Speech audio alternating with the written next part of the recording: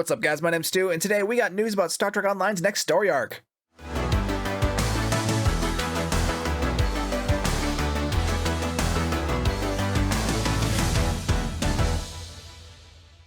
Don't worry, guys, this isn't like the April Fool's video. This is actual Star Trek Online news announced by Cryptic. The Terran Gambit arc is finally over, so that means Star Trek Online is moving on to its next story arc, which is being called Star Trek Online Unraveled. They released a quick synopsis of what we can see from the first episode. In Star Trek Online Unraveled, Admiral Kumarke returns to the spotlight, played by Kipley Brown.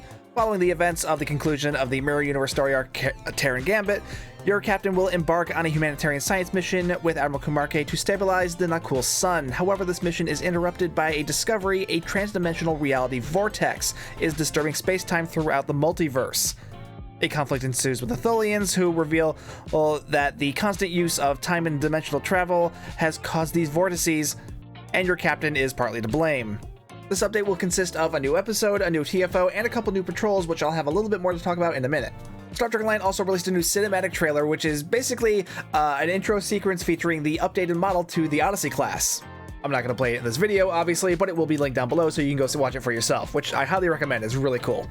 Oh, before I move on, this update will be coming to PC on May 9th. There's no release date for console yet, but you guys know how this works. You guys will probably have it in a month or two.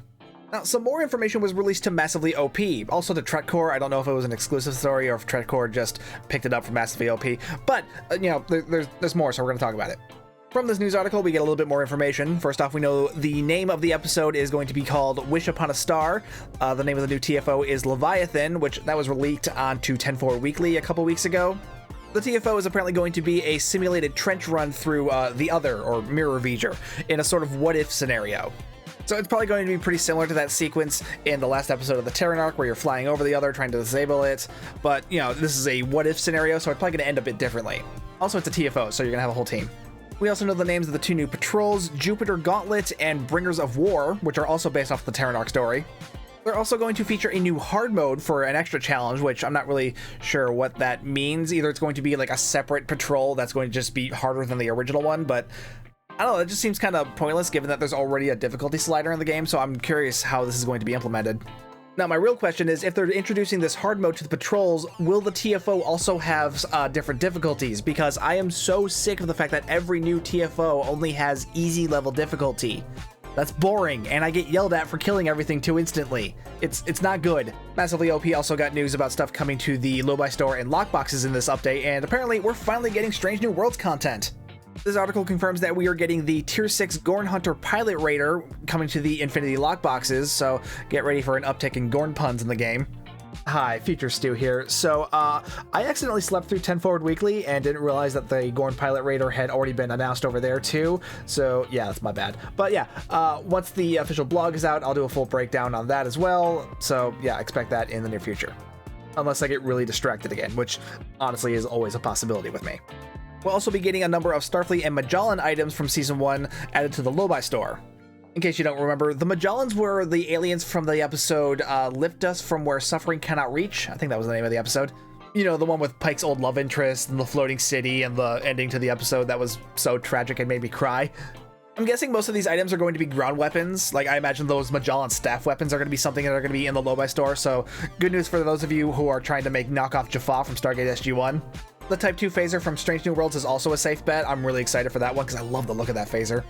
I imagine it's going to be a lot like the Lower Decks releases that we've seen in the Lobi store, so it's probably going to be a few weapons, probably 1 or 2 kit modules, and some traits, maybe a console as well.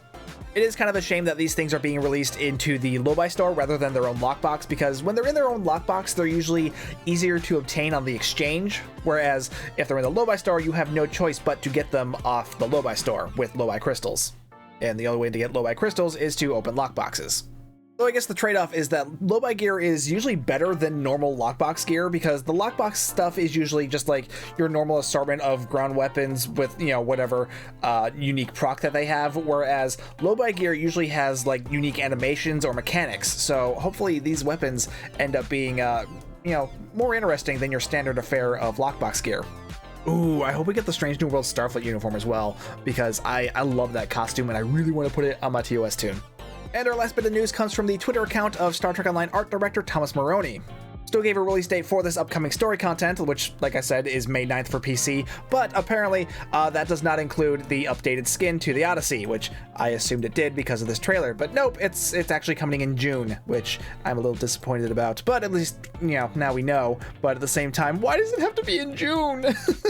I'm so impatient for this, I know, but I need it so badly, and I don't want to wait that long, but I don't have a choice, so oh well. So yeah, that's the news. What are you guys most excited about? The upcoming story content, the new Strange New World stuff, or are you like me and only thinking about the updated Odyssey skin? Let me know down in the comments down below. While you're down there, be sure to hit like and subscribe and hit the bell for notifications. If you'd like to further support the channel, you can hit that join button to become a member, hit the super thanks button, or find the link to the merch store in the video's description. If you're ever shopping on the Epic Games Store, be sure to use my content creator code STU1701 while you're checking out. It doesn't cost you anything extra, but it does help me out, so I really appreciate it. That is Epic creator code STU1701. Either way, thank you so much for watching this video. My name's Stu, and I will see you guys next time.